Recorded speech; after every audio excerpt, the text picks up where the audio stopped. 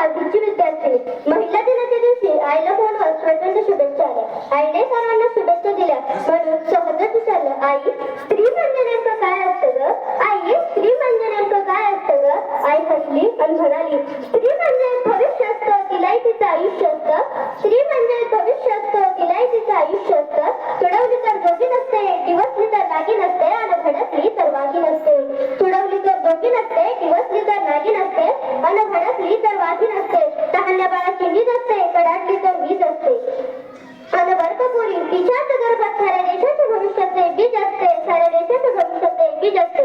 सन्माननीय व्यासपीठ, व्यासपीठावरील सर्व मान्यवर, वंदनीय गुरुजन वर्ग आणि येथे जमलेल्या माझ्या मित्रमैत्रिणींना तुम्हा सर्वांना माझा नमस्कार. आज या व्यासपीठावर उभं राहताना विचार केला की जिच्यामुळे आज मी या व्यासपीठावर उभे आहे, माझे विचार व्यक्त करणार आहे अशी ज्ञानज्योती, क्रांतिज्योती, आधुनिक सरस्वती, भारताची पहिली शिक्षिका, मुलींच्या शिक्षणासाठी समाजाची झगडणारी वाघे, क्रांतिज्योती सावित्रीबाई फुले यांचे दशकात आज मी तुमच्या समोर मांडणार आहे. त्याआधी या माऊलीला माझे स्त्रीवार वंदन. ज्या काळी स्त्रियांना तुच्छ समजले जायचे, कमी लेखले जायचे. अहो आम्हा लेकींना तर लग्न म्हणजे नेमकं काय हे कळण्याआधीच विधवा व्हावं लागायचं.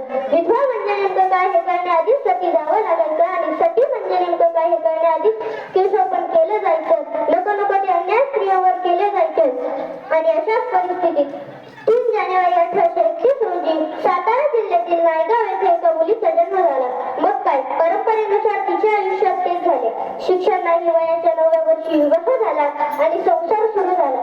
एक दिवस बाजारात सहज फिरत असताना त्यांच्या हातात पुस्तक आले. पण करणार काय? न लिहिता आहे का, न वाचता आहे, फक्त त्याकडे पाहत राहिल्या. त्यावेळी त्यांच्या मनातील खंत त्यांच्या नवऱ्याने ओळखली आणि त्यांना शिकवण्याचा निर्णय घेतला.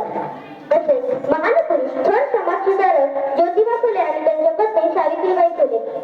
सावित्री साक्षर झाली, पण समाजातील त्या सावित्रीचं काय जे निरक्षर आहेत. म्हणून ज्योतिबा फुले आणि सावित्रीने निर्णय घेतला आणि